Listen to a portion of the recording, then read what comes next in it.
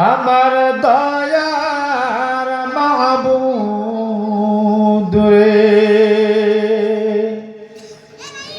কোথায় গেলে পাইব তোমার ঠিকানা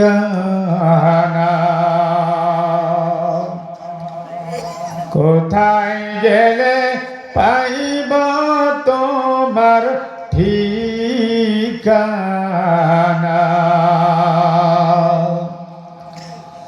আমার দয়ার মাওলা রে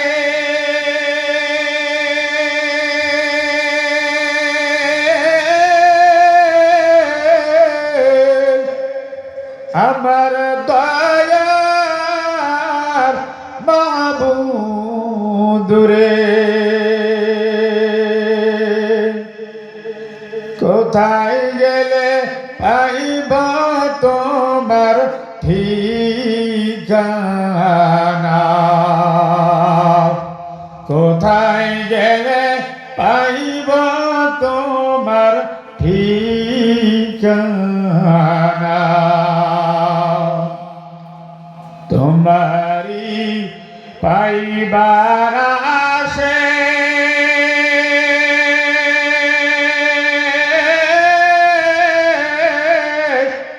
ঘুরি আমি দেশ বিদেশে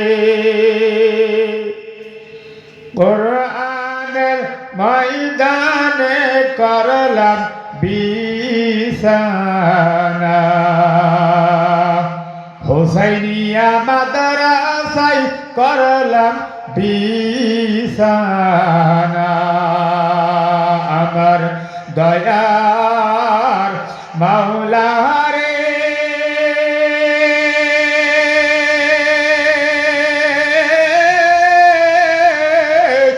আমার দয়ার মাশউক রে কোথায় গেলে পাইব তোমার ঠিকানা কোথায় গেলে পাইব তোমার ঠিকানা তোমার পাইবার ওসিলাতে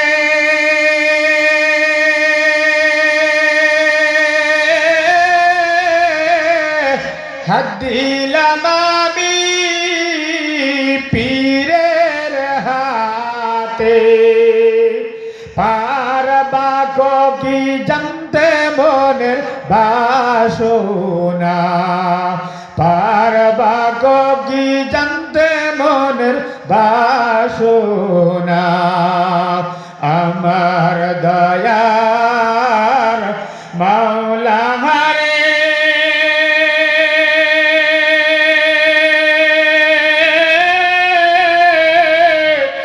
আমার দয়ার মাহবুব রে কোথায় গেলে পাইব তোমার ঠিকানা কোথায় গেলে পাইব তোমার ঠিকানা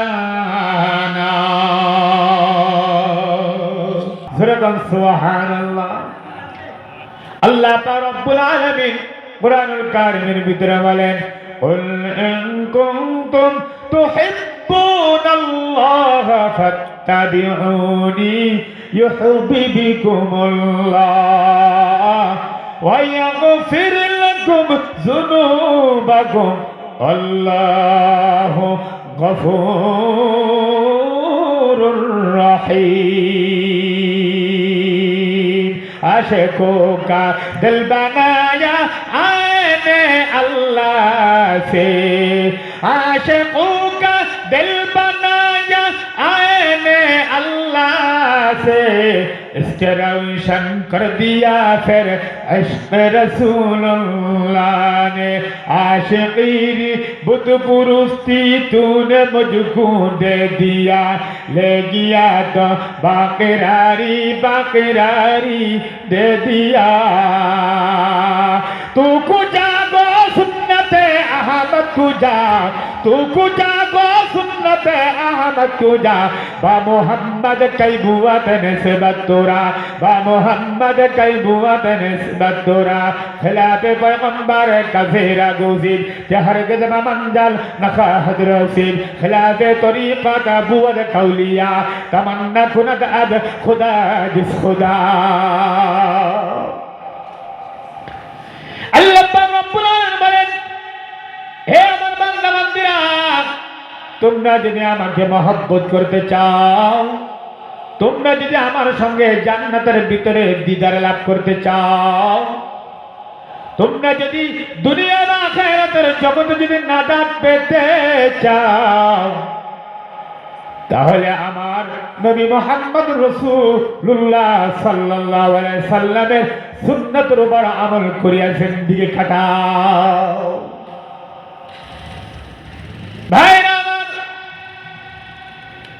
আল্লাহ পাক রব্বুল আলামিন বলেন, যদি আমার নবীর ইত্তিবা অনুকরণ যদি করতে পারো, যদি আমার নবীর আদর্শ মানে চলতে পারো, যদি আমার নবীর টুপিটা মাথায় দিতে পারো, যদি আমার নবীর দাড়িটা মুখে লাগাইতে পারো, যদি আমার নবীর জুব্বা মুবারক শরীরে ঢোকাইতে পারো, যদি আমার নবীর সুন্নাতের উপর যদি আমল করতে পারো, আমার আল্লাহ পাক রব্বুল আলামিন বলেন, ইউহিব্বুকুমুল্লাহ, আমি আল্লাহ রব্বুল আলামিন আমার এই বান্দা বান্দীকে ভালোবাসিয়া ফেলাই। যেরকম সুবহানাল্লাহ, শুধু আমি আল্লাহ ভালোবাসি না, ওয়া ইয়াগফির লাকুম যুনুবাকুম ওয়াল্লাহু গফুরুর রহিম। শুধু আমি আল্লাহ রব্বুল আলামিন তাকে ভালোবাসি না, আমি আল্লাহ রব্বুল আলামিন আমার ওই বান্দা বান্দী আমার নবীর আদর্শ মানার কারণে, আমার নবীর সুন্নাতের উপর আমল করার কারণে আমি আল্লাহ রব্বুল আলামিন আমার ওই বান্দা বান্দীর গুনাহগুলোকে মাফ করিয়া দিই। আল্লাহু গফুরুর রহিম। আমার আল্লাহ বলেন, আমার নাম আল্লাহ, আমার নাম গফুর রহিম নামের সিফাতের ওসিলা করিয়া আমার বান্দা বান্দির গুনাহগুলো মাফ করিয়া দি, যদি আমার নবীর আদর্শ মানিয়া চলা। ওরে নবীর আদর্শ মানিয়া যারা চলবে তাদেরকে আল্লাহ পাক ভালোবাসবে, আমার নবীর শাফাআত কিয়ামতের ময়দানে পাওয়া যাবে। রাসূল তোমার ভালোবাসি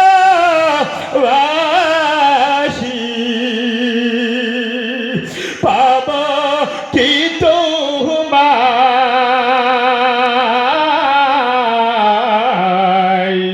তোমার দেখা পেলে আমার দুঃখ রবে না। রাসূল তোমার ভালোবাসি পাব কি তোমায়,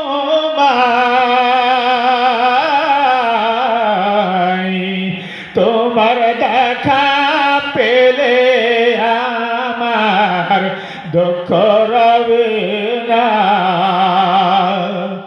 তোমার দেখা পাইতাম যদি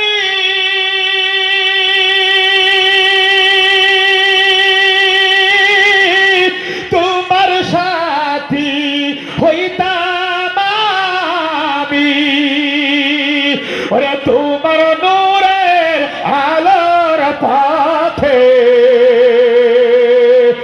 আল্লাহু আকবার, ওরে তোমার নূরের আলোর পথে চলি যাব সদা। আল্লাহ পাক ওলামায়ে কিরামের সঙ্গে চলাফেরা করলে কিয়ামতের ময়দানে ওলামায়ে কিরামের কাতারে দাঁড়াইয়া যাইবা। ও বাবা, সিদ্দিকিন, শুহাদা, সালিহিন তাদের আদর্শ আদর্শ মানিয়া যদি চলো, কিয়ামতের ময়দানে তাদের কাতারে দাঁড়াইয়া যাইবা। এই সাহাবী ডাকতে বলেন, নবী গো, আমি চোখের পানি ফেলাইয়া কান্দি একটি মাত্র কারণ, আপনার সমস্ত আমলগুলি করি, সমস্ত সুন্নাতের উপর আমল করি নবী গো, আমার জীবন থেকে একটা সুন্নাত ছুটিয়া যাইতেছে। ওই সুন্নাত বিহীন যদি আমি কবরে যাই এবং কিয়ামতের ময়দানে যদি আল্লাহ পাক আমাকে ডাক দিয়ে বলে, ও সাদ সালামি, আমার নবীর সমস্ত সুন্নাতের উপর আমল করেছ, কিন্তু একটি সুন্নাতের উপর আমল করো নাই, জানো?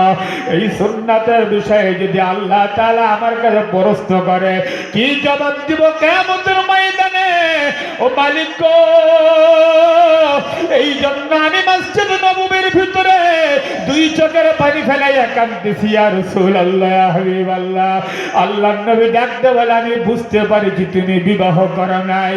হে উম্মত, চিন্তা করার কারণ নাই, তুমি বিবাহ করো নাই, তাহলে তুমি বিবাহ করার জন্য প্রস্তুত গ্রহণ করো। হযরত সাদ সালামী রাদিয়াল্লাহু তাআলা আনহু ডাকতে বলে, ইয়া রাসূলুল্লাহ, ইয়া হাবিবাল্লাহ, বিবাহ করব, আমার কোনো জায়গা নাই, জমি নাই, আমার কোনো টাকা নাই, পয়সা নাই, কিছুই নাই, কে আমার কাছে মেয়ে দেবে বিবাহ? ইয়া রাসূলুল্লাহ, আপনি আমার চেহারার দিয়ে তাকাইয়া দেখেন, আমার চেহারাটা তো তেমন দেখতে ভালো না, আমার চেহারার ভিতরে বসন্তর দাগ। ইয়া রাসূলুল্লাহ, আমি কালো মানুষ, আমার সঙ্গে মনে হয় মদিনার ভিতরে কোনো মেয়ে বিবাহ করতে রাজি হবে না। আল্লাহর নবী ডাকতে বলে, চিন্তা করিও না, পেরেশানি হইও না, ও সাদ সালামী, যাও আমার হাতের চিঠি নিয়ে যাও। হযরত আমার আমার কাছে চিঠি লিখে দিল, ওই মুসলমানের কাছে চলিয়া যায়। আল্লাহ নবীর চিঠি নিয়ে ডাকতে বলে, আল্লাহ নবী ডাকতে বলে, সাদ সালামী, তুমি যাইয়া বলিবা, মদিনার ওই মুসলমানকে যাইয়া বলিবা, তোমার মেয়ে আমার সঙ্গে বিবাহ দেওয়ার জন্য আল্লাহ নবীজি সাল্লাল্লাহু আলাইহি সাল্লাম বলিয়াছেন। আল্লাহু আকবার। সাদ সালামী রাদিয়াল্লাহু তাআলা আনহু আল্লাহর নবীর হাতের চিঠি নিয়ে রওনা হয়ে গেলেন। বাড়ি যাইয়া দরজা নক করলেন, নক করার পর দরজা খুলে দিলেন। মুসলমান ডাকতে বলে, কে আমার দরজায়? কই, আমি হযরত সাদ সালামী রাদিয়াল্লাহু তাআলা আনহু, আল্লাহর নবী পাঠাইছে, নবীর হাতের চিঠি নাও। আল্লাহু আকবার। তোমার যে সুন্দরী মেয়েটা আছে, ওই মেয়েটা আমার সঙ্গে বিবাহ দেওয়ার জন্য পয়গম্বর বলিয়াছি। মুসলমান ভাইরা আমার, হযরত সাদ সালামী রাদিয়াল্লাহু তাআলা আনহু আল্লাহর নবীর আদর্শের জন্য পাগল, পয়গম্বর নিয়ে গেলেন। আল্লাহু আকবার। ভিতর থেকে তাকাইয়া দেখি যে মুসলমানের ভালো চেহারা না, মুখের ভিতরে বসন্তর দাগ পড়ে রয়েছে। তারপর খোঁজ খবর নিয়ে দেখা গেল হযরত সাদ সালামী রাদিয়াল্লাহু তাআলা আনহু ধনাঢ্য ব্যক্তিও না, অর্থ সম্পদ না।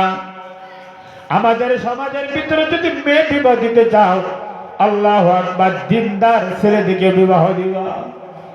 আমাদের সমাজের ভিতরে দেখবেন, ছেলে দেখার পরে ছেলের চেহারা যদি ভালো না হয়, কালো হয়, যদি সরকারি চাকরি পায়, আল্লাহ পর অনেক সময় বলে চেহারা ভালো না হইলে কে সরকারি চাকরি করে, বেতন পায় ভালো, টাকা পয়সা আছে, মেয়েটা বিবাহ দিয়ে দি। কথা ঠিক কিনা করে বলেন?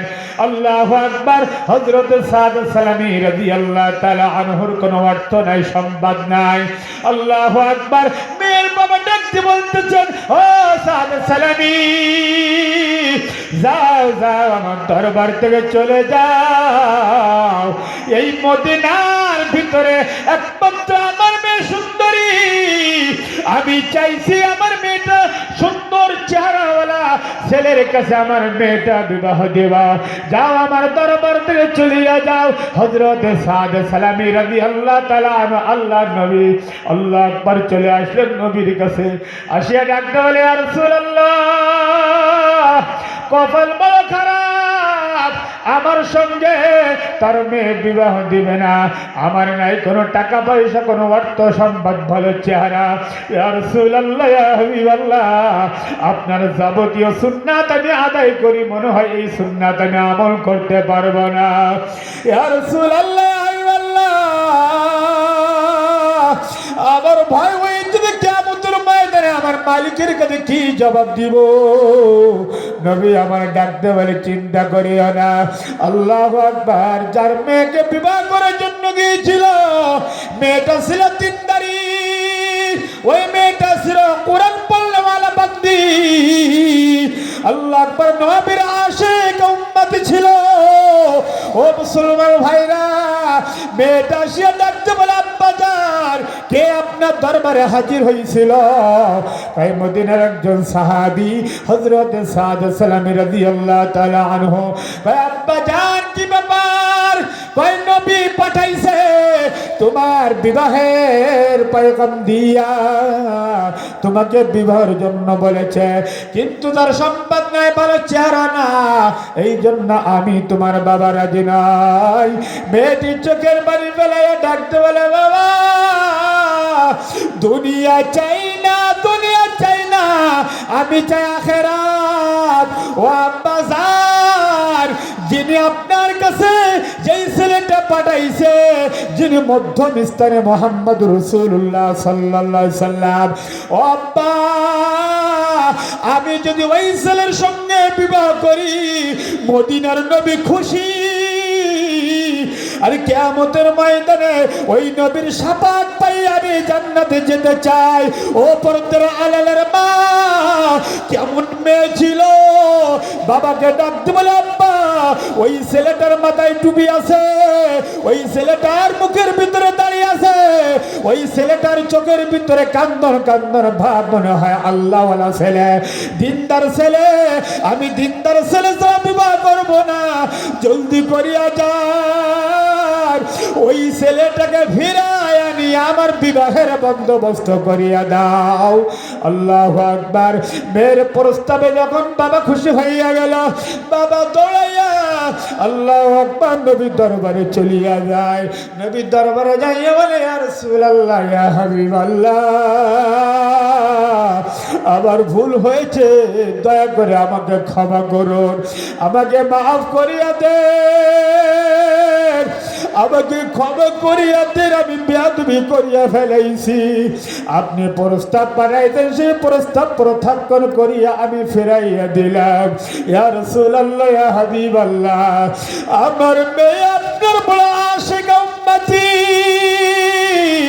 ও পর্দার আলালের মা, মদিনার এই মেয়ে আমার নবীর আদর্শের পাগল, আমার নবীর আশিক ছিল, আমার নবীর বিবির আদর্শ মানিয়া চলিত। ও পর্দার আলালের মা, ওই জামানায় নবীর জন্য কত মহিলা আমার নবীর জন্য পাগল ছিল।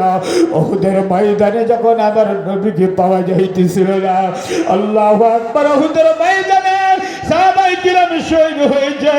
এক মহিলা দৌড়াইয়া আল্লাহু আকবার জিহাদের ময়দানের ভিতরে যায়, আল্লাহু আকবার, প্রতিমধ্য মুসলমানের সঙ্গে দেখা হইয়া যায়।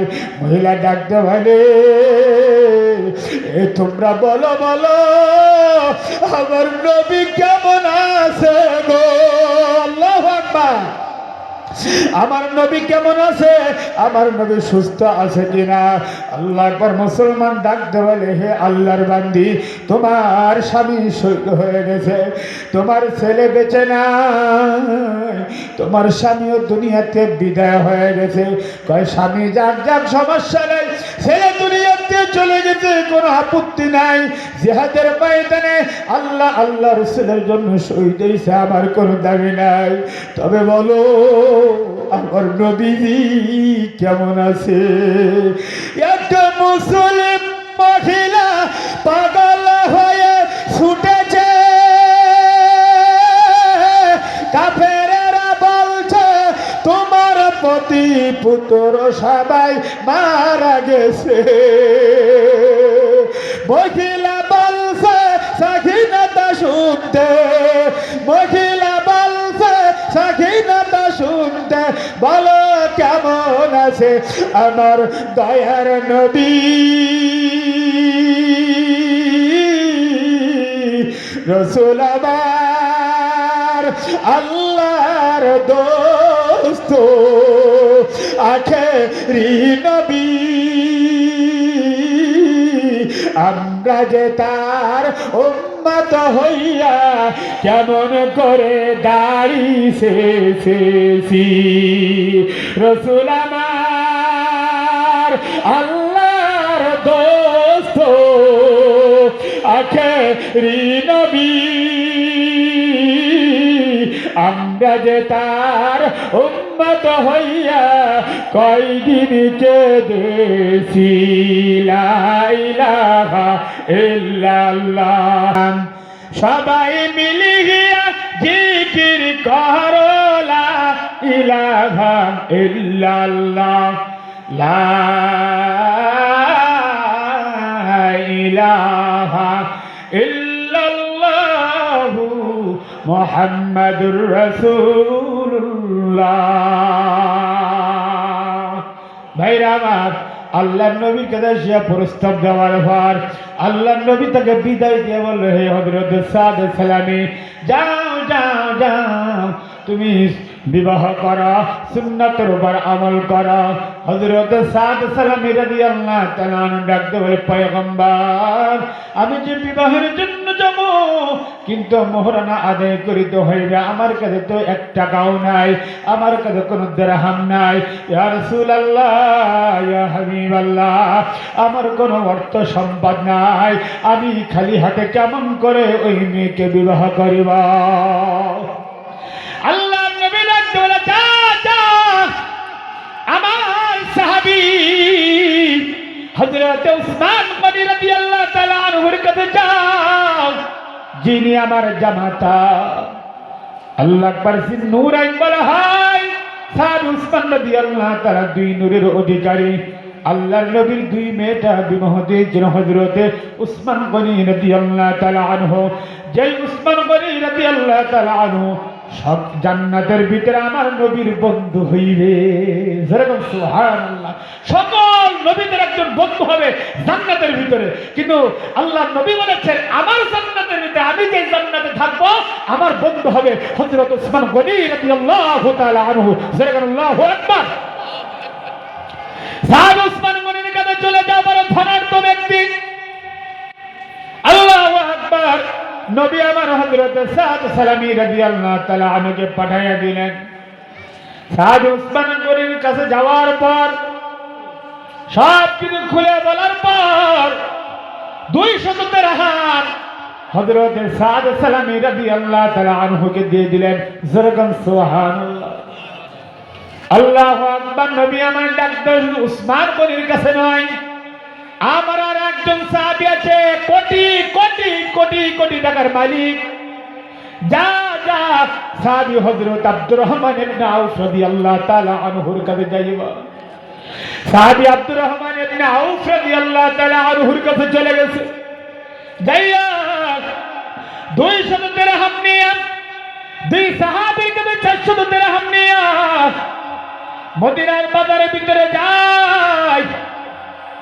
বিবাহের বাজার করার জন্য পোশাক আদি ক্রয় করার জন্য বিবাহের বাজার করার জন্য সাহাবী বাজারের ভিতরে প্রবেশ করেছে বাজার ক্রয় করবে মুসলমান ভাইরা আমার এমন সময় কে যেন আওয়াজ দেয় মদিনার ভিতরে যুদ্ধের ঘোষণা হয়ে গেছে নবী সাহাবীদের নিয়ে প্রস্তুত যুদ্ধের ময়দানে জিহাদের ময়দানে যাইবে বাতিলের সঙ্গে যুদ্ধ করবে কাফেরদের সঙ্গে যুদ্ধ করবে সাহাবী হযরত সাদ সালামি রাদিয়াল্লাহু তাআলা আনহু বিবাহের বাজারের কথা ভুলে যায় বাজারের কথা ভুলে যায় আর চিন্তা করে আল্লাহ নবী জিহাদের ময়দানে যাবে সাহাবায়ে কিরাম জিহাদের ময়দানে যাবে আর আমি বিবাহ করিয়া আমার বিবির সঙ্গে আনন্দ ফুর্তি করিব এটা কোনোদিন নবীর আদর্শ হতে পারে না জিহাদের ময়দানে নবী আমার ডাক দিয়েছেন বিবাহ পরে করব আমার নবীর সঙ্গে জিহাদের ময়দানে যাওয়া লাগবে। আল্লাহু আকবার। ও মুসলমান ভাই, জিহাদের ময়দানের জন্য প্রস্তুতি গ্রহণ করেন। হে আল্লাহ, কত কাফের বেঈমান মুসলমানের উপরে আক্রমণ করতেছে। ওলামায়ে কিরাম যখন ডাক দিবে জিহাদের ময়দানের জন্য, ঘর ছাড়িয়া দেব, বিবি ছাড়িয়া দিব, সব কিছু ছাড়িয়া জিহাদের ময়দানে আমরা ঝাঁপাইয়া পড়বো। কথা ঠিক কিনা জোরে বলে। মুসলমান ভাইরা আমার, হযরতে সাদ সালামী রাদিয়াল্লাহু তাআলা আনহু বিরহের কথা ভুলিয়া গেল, বাজারের কথা ভুলিয়া গেল। নবীর আদর্শ মানতে হবে, নবীর পিছনে যাইতে হবে। বাজার ভুলিয়া যখন রওনা হইয়া যায় আমার নবীর পিছনে, হযরত সাদ সালামী রাদিয়াল্লাহু তাআলা আনহু চিন্তা করতেছে, আমি যদি নবীর সঙ্গে এই মুহূর্তে দেখা করি, নবী আবার ফিরাইয়া দিতে পারে। আমি নবীর সঙ্গে দেখা করব না, আমি নবীর পিছনে পিছনে থাকবো, অনেক পিছনের কাতারে আমি থাকবো। নবীর সামনে যদি যাই, নবী আবারও আমাকে ফিরাইয়া দিতে পারে। নবীর কথা তো অমান্য করা যাবে না। হযরত সাদ সালামী রাদিয়াল্লাহু তাআলা আনহু আল্লাহু আকবার এই চিন্তা ফিকির করিয়া জিহাদের ময়দানে রওনা হয়েছে। শুধু এটা নয়, কালো একটা কাপড় মুখের ভিতরে বাঁধিয়া চক্ষু দুইটা খোলা রাখিয়া হযরত সাদ সালামী রাদিয়াল্লাহু তাআলা রওনা হইয়া যায়। আল্লাহর নবী তাকাইলে যেন আমার চেহারা না দেখতে পায়, আমার চেহারা দেখার সঙ্গে সঙ্গে আমাকে ফিরাইয়া দিতে পারে গো। কেমন নবীর আশিক, কেমন নবীর উম্মত। ও মুসলমান ভাইরা আমার, ও শান্তির মুসলমান ভাই, হযরত সাদ সালামী রাদিয়াল্লাহু তাআলা আনহু কালো কাপড় পরিধান করিয়া জিহাদের ময়দানের ভিতরে রওনা। আল্লাহু আকবার। তুমুল বেগে যুদ্ধ চলিতেছে। কাফের রাশিয়া হযরত সাদ সালামী রাদিয়াল্লাহু তাআলা আনহুকে পিছন থেকে আঘাত করেছে। আঘাত করার সঙ্গে সঙ্গে হযরত সাদ সালামী রাদিয়াল্লাহু তাআলা ময়দানের ভিতরে পড়ে গেছেন, কাফেরের ভিতরে পড়ে গেছেন। আল্লাহু আকবার। এমন ভাবে আঘাত করতেছে, কিতাবের ভিতরে আছে হযরত সাদ সালামী রাদিয়াল্লাহু তাআলা আনহু এমন ভাবে যুদ্ধ করতেছিল, আর কাফেরের হাতে যখন নিহত হলো, কাফেররা রাগের কারণে মৃত্যু লাশের পরে আঘাত করতেছে। ও মুসলমান ভাই, নবীর জন্য জীবন দিল, কোরআনের জন্য জীবন দিল, ইসলামের জন্য জীবন দিল। কথা ঠিক কিনা জোরে বলেন। বিবাহের কথা ভুলে গেল, বাজারের কথা ভুলে গেল। হযরত সাদ সালামী রাদিয়াল্লাহু তাআলা আনহু আল্লাহু আকবার শহীদ হইয়া গেল। আগার মাহশর খুদা পুরসি বুগুয়াম দর জওয়াবেয়ো, আগার মাহশর খুদা পুরসি, আগার মাহশর খুদা পুরসি বুগুয়াম দর জওয়াবেয়ো, শহীদ খান সর ইশকত গওয়াহিরা কফনদার, শহীদ খান সর ইশকত গওয়াহিরা কফনদার। যুদ্ধের ময়দান যখন শেষ হয়ে গেছে, যুদ্ধ যখন থেমে গেছে, আল্লাহর নবী ডাকতে বলে, হে সাহাবীরা গো, ঢোকো ঢোকো, ময়দানের ভিতরে ঢুকিয়া যাও, যাইয়া দেখো কোন কোন মুসলমান দুনিয়া থেকে বিদায়